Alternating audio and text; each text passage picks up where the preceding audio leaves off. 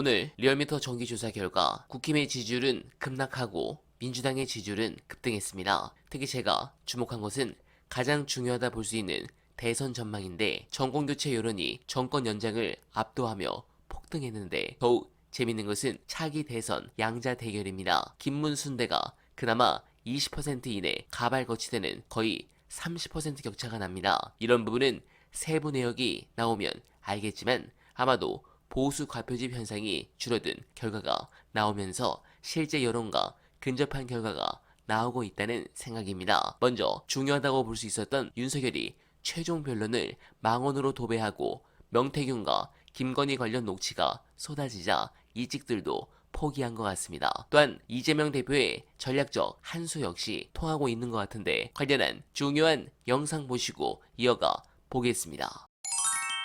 일반적으로 의심하는 것처럼 공무원들이 엄청나게 무능하거나 엄청나게 부패하거나 그러지 않습니다. 제 경험상으로 보면 소수가 정치적이거나 무능하거나 부패하거나 그게 눈에 띄는 거예요. 제가 성남시 행정을 통해서 전국적으로 알려졌잖아요. 성과를 냈기 때문인데 그 성과는 공무원들이 내는 거예요. 시장이 직접 하는 게 아니죠. 경기도 3년 했거든요. 역시 다 공무원들이 한 겁니다. 저번 2020년에 우리가 소비 쿠폰 지급을 했잖아요. 근데 처음에 뭐가 문제가 됐냐면 카드로 줘야 되는데 카드가 경기도에 개인에게 주니까 1380만 명인데 절반만 주더라도 한 7, 800만 장의 이 카드가 필요하잖아요. 근데 국내에 카드 자료가 500만 개밖에 없대요. 할 수가 없는. 근데 공무원들이 한 3, 4일 만에 시스템을 만들었어요. 제가 기획 시작하고 실제 지급 열하루인가밖에 안 걸렸는데 그 사이에 공무원들이 이걸 다 해낸 겁니다. 그래서 신용카드, 현금카드에 얹어주면 된다. 시스템 다 만들고. 이미 카드든 갖고 계실 테니까. 다 있으니까. 뭐 없는 사람은 만들면 되고. 공무원들은 사실 그렇게 일할 자세가 돼 있어요. 능력도 있어요. 문제는 지휘를 하는 사람이 문제예요. 대한민국 공직체계는 준비는 잘 돼 있고요. 일본이 사실은 이 장기 경제 침체를 겪은 여러 가지 이유가 있겠지만 제가 보기에는 공무원 사회가 산업 전반을 통제했기 때문이에요. 예를 들면 그 중에 하나가 이 규제 문제인데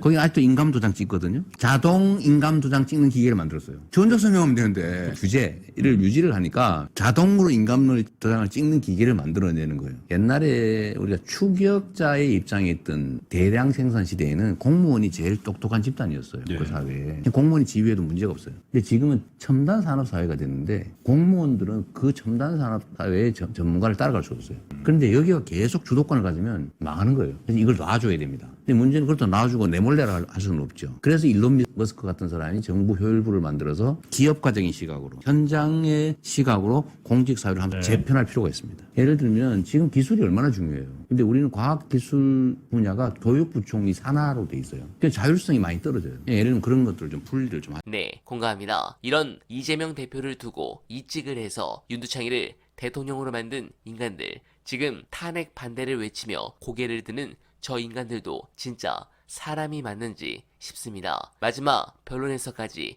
멍멍이 소리를 시전한 윤석열이 내란을 일으킨 진짜 이유는 너무나 간단합니다. 명태균의 김건희 녹취에서 나오는 공천 개입, 인사 개입, 그리고 국정 개입, 박근혜, 최순실, 국정농단을 수사한 윤두창은 건희의 이런 개입이 얼마나 심각한지 알겠죠. 그래서 녹취가 풀리기 전에 내란을 통해 혼란을 만들고 독재, 장기 집권을 계획했던 것으로 확신합니다. 솔직히 이 지경이면 나라가 너무 병들었다는 게 보입니다.